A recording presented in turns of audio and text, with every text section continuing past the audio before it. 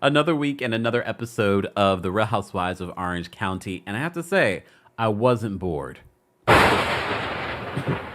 I don't know. I probably shouldn't go into watching an episode and think, oh, is this going to be good?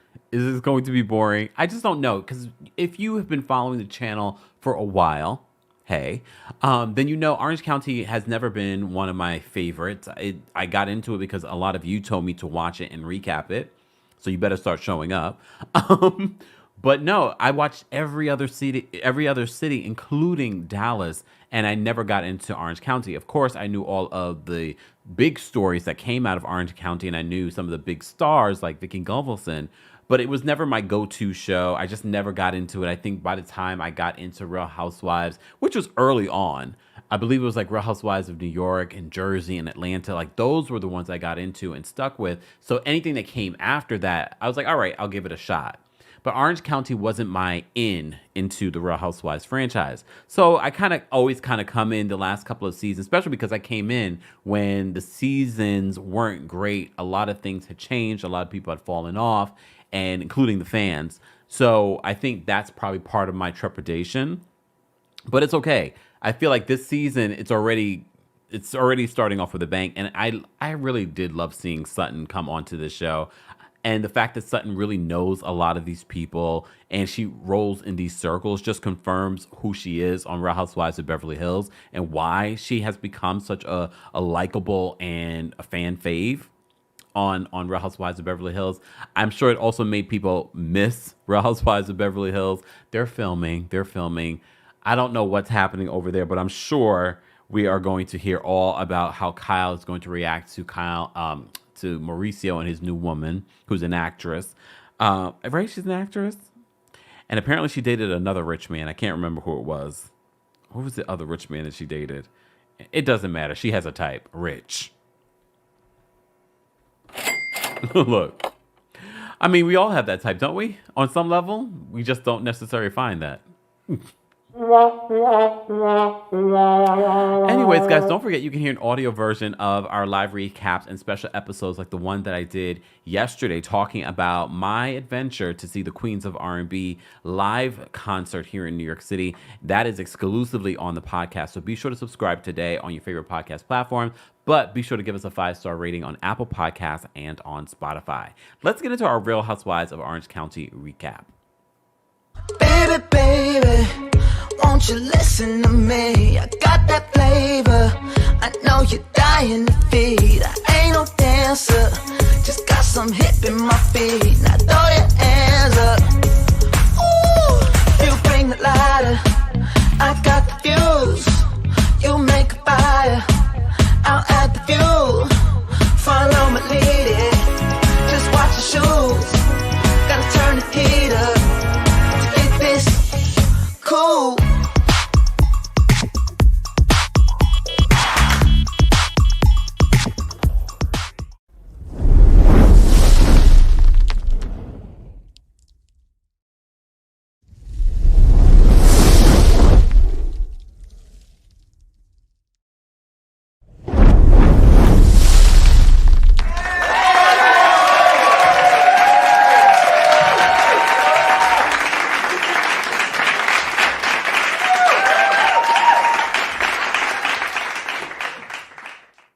Welcome back to the Kempire channel, your number one source for pop culture news and music, entertainment, reality TV, and so much more. As always, be sure to like this video, be sure to subscribe, and don't forget, again, you can hear an audio version of our live recaps on Apple Podcasts, Spotify, and a bunch of other places as well. Shout out to those of you that have already given us a 5-star rating.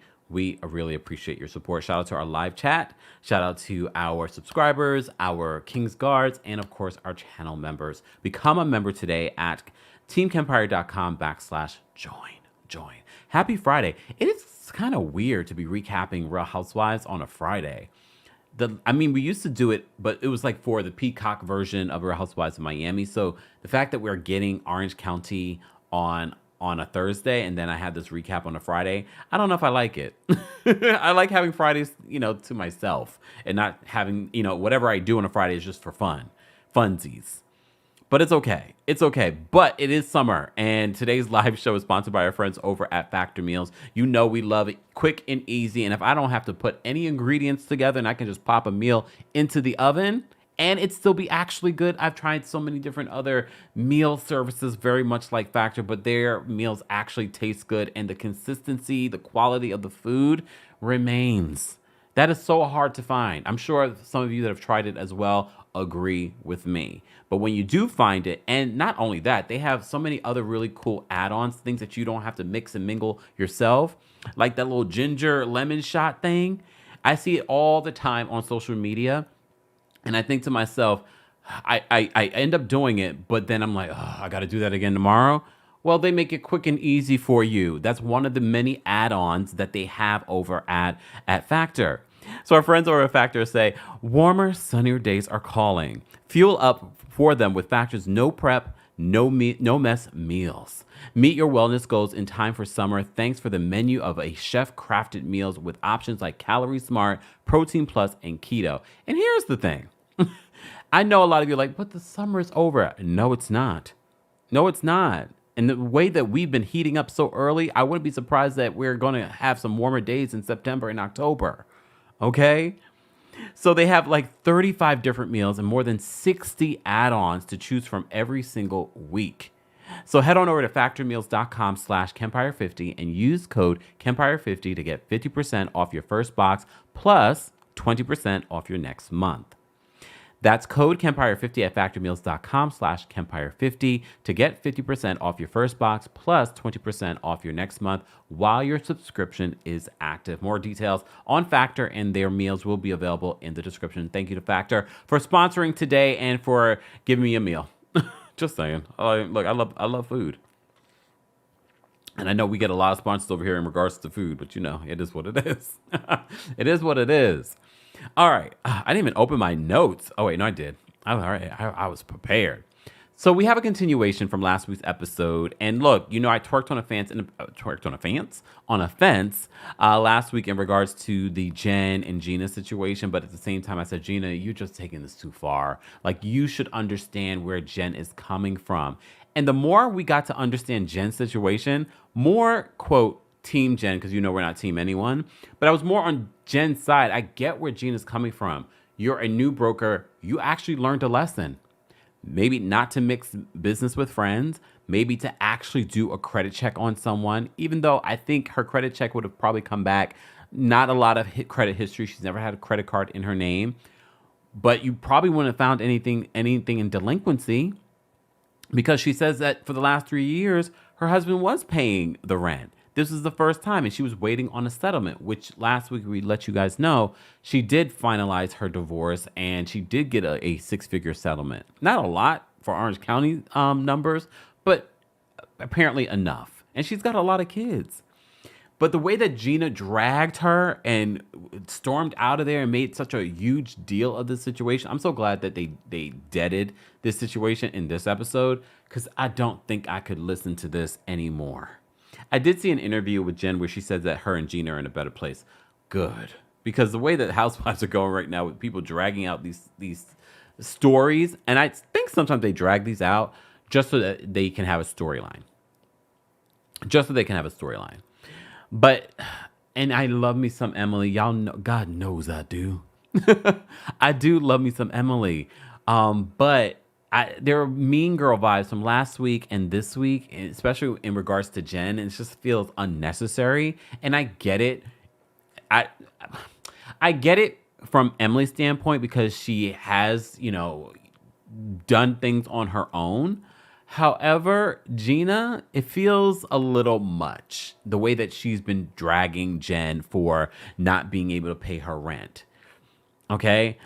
Because I was looking at Jenn like, Jenn, do you have a history of doing this? But as the episode went on, I was like, oh, okay, this is making more sense. She's making as much sense as Danielle is making this season on Real Housewives of New Jersey. Anyways, speaking of Emily, so Gina's talking to Emily in the car about what went down. All right. And Gina makes a comment before Emily makes her comment. She says, I'm not here to educate Jenn on how not to be an idiot. Lies! The lie! this coming from Gina of all people, and I'm not a Gina, slammer. Like I'll say things about Gina, but some of you really go hard on Gina. But when she said that, I said, you got a lot of nerve to talk about how someone shouldn't be an idiot. You've got a lot of nerve. And then Emily, and look, I can see two sides of the situation because I know some of you probably thought this was hilarious when Emily referred to Jen as Malibu broke Barbie. I mean, I did laugh. I'm not going to lie to you. I did laugh a little bit. But then when I think about the context of, yes, I'm laughing because I'm watching a show, but I don't know these people. I don't care to know these people. However, Emily is, I guess, somewhat friendly with Jen. Emily doesn't have issues with Jen. But the fact that Emily's able to have grace for someone like Gina, but can't have grace for Jen, it makes me wonder if she looks at Jen. I don't want to say she's jealous of Jen, but there's like a weird meanness towards Jen that seems unwarranted. Anyone else? I don't know what it is. And that's why I always say sometimes there's more going on the show, but we don't know because editors have decided to focus on something else. So there could have been things. There could have actually been an argument between Jen and Emily, and we never knew. Or Emily could be harboring feelings that she doesn't share, and she hasn't shared with the audience, and she hasn't shared with Jen. But it just feels like this week, last week, a lot of stuff are feeling mean directly from Emily. And now that Emily and Gina are on the same page, and they're tag teaming it, it feels even worse. And honestly, I feel like Emily, Jen, and Gina would actually have a good time together. But anyways. So the ladies decided they're going to go play flag football. All right. We find out more about Katie. She was a figure skater for 10 years, but she really is not an athlete, she says. Heather, okay. I know some of you can't stand Heather. I'm not one of those people because it's moments like this that make me just, like, Heather is a character. Like, I know she's a real person, but I love the fact she leans into her hoity-toity, rich, egocentric sometimes. Like, I like sometimes when she leans into that, and it's just funny. When she's talking about being a referee, she's like, I couldn't find a referee outfit that wasn't polyester, so I'm going to tie it in the back and do this. And then her just kind of going from team to team. When Tamara's like, I want to call our team Love. She's like, that's boring. And she's got two different whistles. She's like, oh, I like them. They're different. Like, that for me, I don't know if that's classic Housewives. Some people might say it's classic Housewives. But for me, it's just classic television. It's classic entertainment. It's light. It's funny. I like that. I don't know what goes down between her and Katie this season, which is because I really like Katie and I like Heather. I feel like I'm caught in between. I'm caught in between. No, because either way, if one's wrong, I'm going to tell them. If the other one's wrong, I'm going to tell them. But if I like something that they've done, I'm going to tell you that too. It happens all the time. This is why people say, choose a side. Why do I have to? I don't know these people. I don't have to choose a side. Anyways, Housewives is ridiculous. Anyways, so Jen is a part of Tamara's team. Tamara also provides a little bit of funny for me too in this episode, where she's like, I'm just choosing pretty people to be on my team. A mess. So Jen talks with Tamara and the other ladies at the table about her issues with Gina. And I very much like, I think everyone on the cast feels, well, not everyone, but Tamara says that, I kind of get where Jen is coming from, but I also get where Gina's coming from. All right. Alexis also is there. Okay. So Alexis apparently told Heather that I'm going to be jumping around a little bit because I put a lot of the notes within the scene. Okay. So apparently Alexis told Heather that she has sex with John 4 times a day. I believe that was in the blogs already before the season aired. I don't believe. I know it was. So Shannon says that John, first of all, she shared that. And of course, everyone reacts. Oh my gosh, you're having sex 4 times a day. I mean, I guess in the beginning, sometimes it's like that. I don't know. Shannon doesn't believe it. Shannon, I don't know if I believe it or not. Is she exaggerating because the cameras and she wants to sock it to you? Possibly. But I will say this, Shannon. Yes, you have your DUI this season, but I feel like this has helped the season. This whole storyline between you and Alexis and John. I mean, it's not fun, and I get why you're annoyed, but at the same time, I'm like, I'm here to watch what's playing out here. All right. Well, speaking of Alexis and John, apparently they're now not only just taking over the Quiet Woman, they're also taking over Shannon's gym and her trainer. And Gina, pouring salt into the wound. Yeah, she referred to it as her trainer, her gym. And she's like, what? Again, I think you would all say that this is classic Housewives, the petty of fighting over a gym that neither person owns. Okay? So they had that conversation about the whole gym situation, okay? But then we have another scene after they play flag football, right? Flag football, and they're playing the flag. Who cares? Like, who cares? I mean, it was cute, fine. We had an activity. Let's get to the nitty gritty of the things. So Gina and Jenn finally sit down to have a conversation with the group about what's been going on. And this is where we find out a lot more about Jenn, her finances, and Gina is giving so much energy behind it. Even when Jenn says, I can apologize to you for what happened. I didn't go into renting this place thinking that I would not be able to pay the rent. I've been paying my rent the last 3 years since this divorce has been going on without a problem. And Gina just does not want to hear it.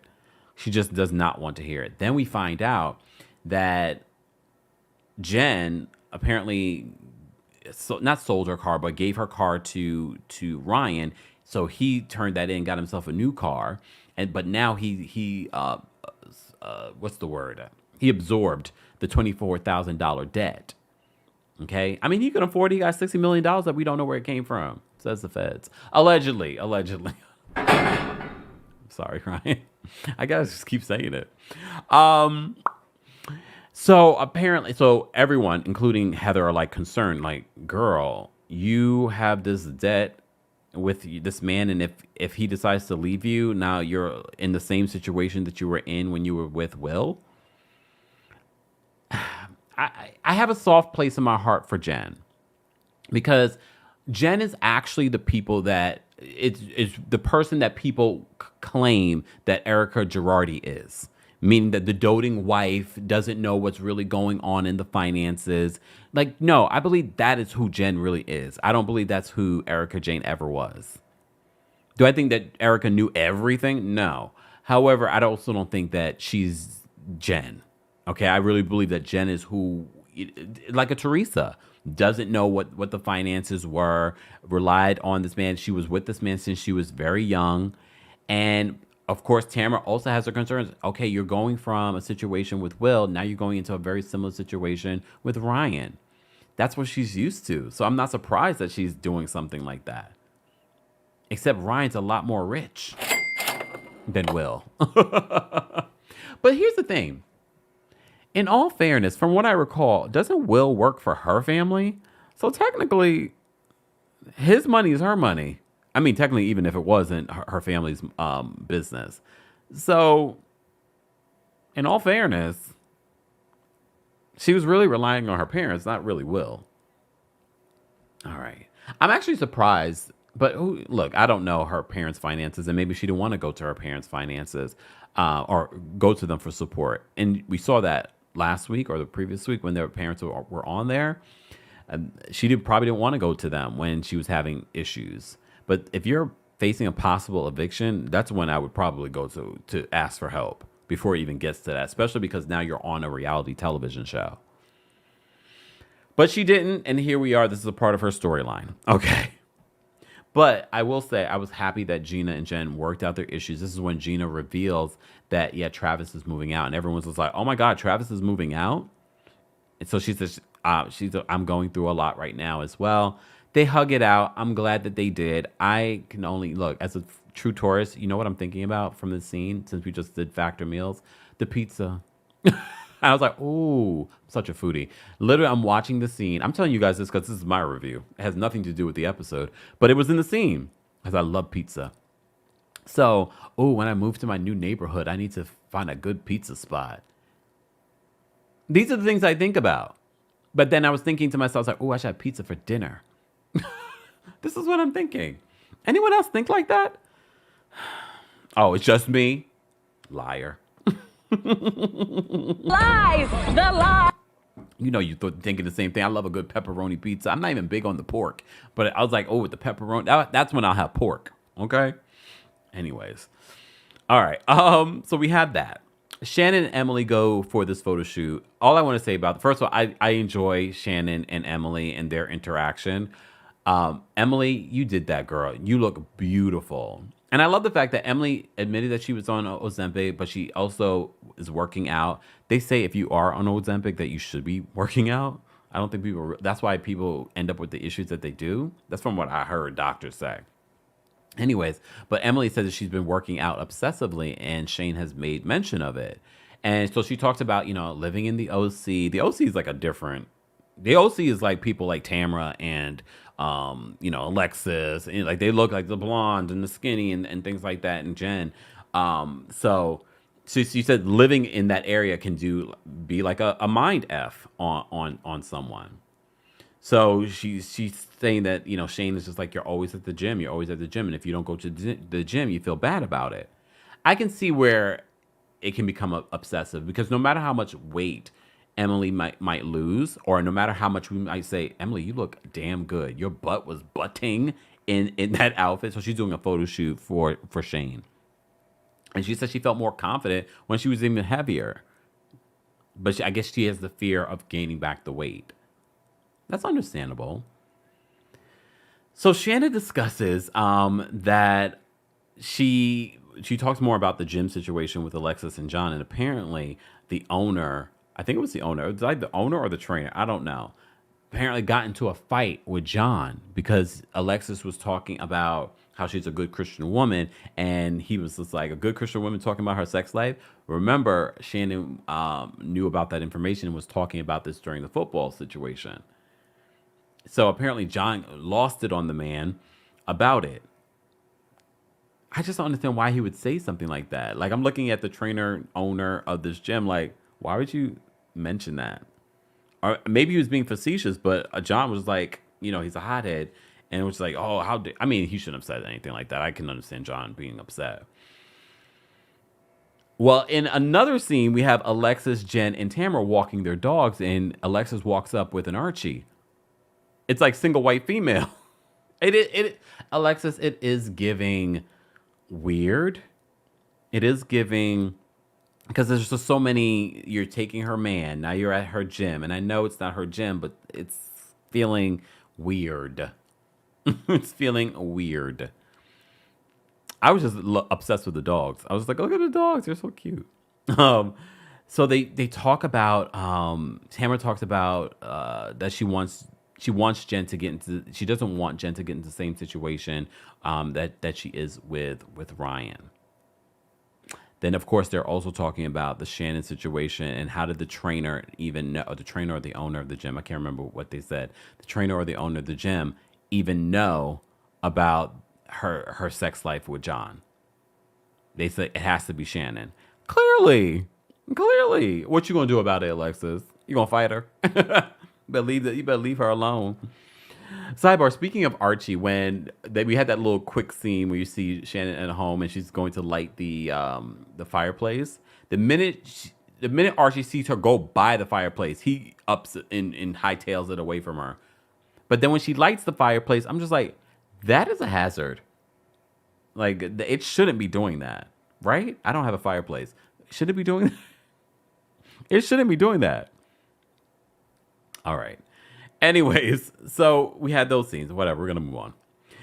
My favorite scene. We finally get to see Sutton. It feels like we haven't seen Sutton in a month of Sundays. Sutton just recently filmed for Real Housewives of Beverly Hills, a fashion show. It's giving envy fashion show. But these are actually Sutton's... are these Sutton's designs? But here's okay, no shade to Melissa Gorga. But it is Sutton's name on the label. I know, is it Envy's name on the label for the fashion? It might be. Doesn't mean that that Sutton designs these things, but Sutton's been in fashion, has been a part of the fashion world for decades before she was on Housewives. So she has a passion for this. So she recently had a fashion show, and Garcelle's son was actually in it. Okay, I said a lot of actually right there. I love how I correct myself in front of you guys. I'm trying to improve my diction and my vocabulary and my grammar. I'm trying. You know how you do that? Reading. Just saying. Like, what are we talking about? Just helping you out. All right. So we have this lunch. So we find out how Sutton knows Katie. We find out how Sutton knows Gina. I thought that was interesting how Gina's ex-husband, Matt, used to work for the same company, probably lower level, that Sutton's ex-husband worked for or owned or worked for. He worked for. And of course, Gina makes the joke. I mean, she ended up better in her divorce. She sure did. I mean, look, Gina, no one that has been through a divorce can compare their divorce to Sutton, because what Sutton walked away with is not common, but I am happy for her. Come on. I'm happy for her. Sidebar, did Sutton get a new dog? Or did I just completely miss that dog on Real Housewives of Beverly Hills? That's a new dog, right? The French Bulldog? Cute. I kind of want to get a dog, but no. Not yet. Let me ease into my new things that I have going on in my life, okay? Before I add a baby. Literally, that's what a dog is. Okay. So we find out how she knows Katie, and that was interesting how they sort of had some issues, but Katie kind of gave her the fever back, and that made Sutton respect her more. They're both from Georgia as well, so that also helped. So that was interesting getting to know them. But this is where we find out the start of some sort of beef between Heather and Katie. And Katie talks about, well, when I saw her at your Christmas party, she sort of looked at me for 5 seconds and then turned away. And she knows who I am because you mentioned her to me. I don't get what that was, Heather. I mean, hopefully we get more context, but it's weird. It's weird. I don't understand what it is. But I also do believe, although I do like Heather in the quirky moments that we get from her, I do believe that Heather isn't 100% who we think she is on the show. I do believe that it is performative in a way. So, and remember, she's an actress too. I know she hasn't acted in a while, but she is an actress. So I wonder if there is another side to Heather. I'm going to keep an open mind, though, because I'm not saying that Katie can't be wrong, because Katie, you're new. I don't know you like that. You could be a habitual liar, for all I know. Lies! The lie! Or not. Based on what I've seen of Katie so far, I like her. Look, I like her. Even if she's an habitual liar. I don't know if she's an habitual liar. But even Sutton's just like, I wouldn't go up against Heather. I wouldn't go up against Heather. So we'll see. I mean, we did get to see a preview of some stuff. Apparently, Katie has a screenshot. I wouldn't be surprised if Heather is, calling the paparazzi and stuff like that. She wouldn't be the first of the Housewives. She wouldn't be the first of these celebrities doing stuff like that. You just don't find out about it. Just say it. But apparently, Katie has some receipts. We get another scene with Emily. We really haven't gotten Emily's personal story, but apparently Emily's personal story is going to be about her health, Shane's health. Apparently he's walking around the house with big gulps, and she had a conversation with her stepdaughter about him, talking about her eating out, and she was like, it was quite hypocritical. And Emily was saying, like, you need to think about your health. The other day, he was like humped over with pain in his chest. And of course, in true Shane form, she mentions, we hear about these guys having heart attacks on the golf course. He's like, luckily I don't play golf. If you're going to be with anyone, I don't care what they look like. If they make you laugh, be with that person. Look, be with that person. First of all, Emily's funny. Shane is funny. I'm sure they have a really good time with each other. Okay. But she's like, she wants him to do better and eat better. And he's like, well, while you're at the gym, I'm home taking care of the kids. Well, I think they can find a balance because he is 48 years old. That's when these little health things start to show up. He should take care of his health. He has young kids. If anything, do it for the kids, not necessarily just for yourself. I mean, you should do it for yourself. You should value yourself. Anyways, so we have that scene. And the final scene is with Gina and Travis. I feel so bad for Travis. But at the same time, I'm going to give Gina grace because in the beginning of the season, I know it's only episode 3, but in the beginning of the season, we were sort of like, they're moving because of finances. No, they're moving because of the situation with Travis's ex. And she clarifies that a little bit more in this week's episode. So the ex situation, which we talked about in a previous recap, was pretty bad. However, and apparently substances may have been involved on the ex-wife's side, allegedly, because that was in the recent settlement in regards to he can ask for a drug test at any time with her. So that situation was challenging. I don't know the specifics as to why she thought him moving out would be the ideal situation, but it seems like if Travis doesn't feel like that is the solution, because in this scene, Travis is packing to move out. And he wants her to stop making this decision about the kids because he was like, if it was up to me and the kids, we would be under one roof.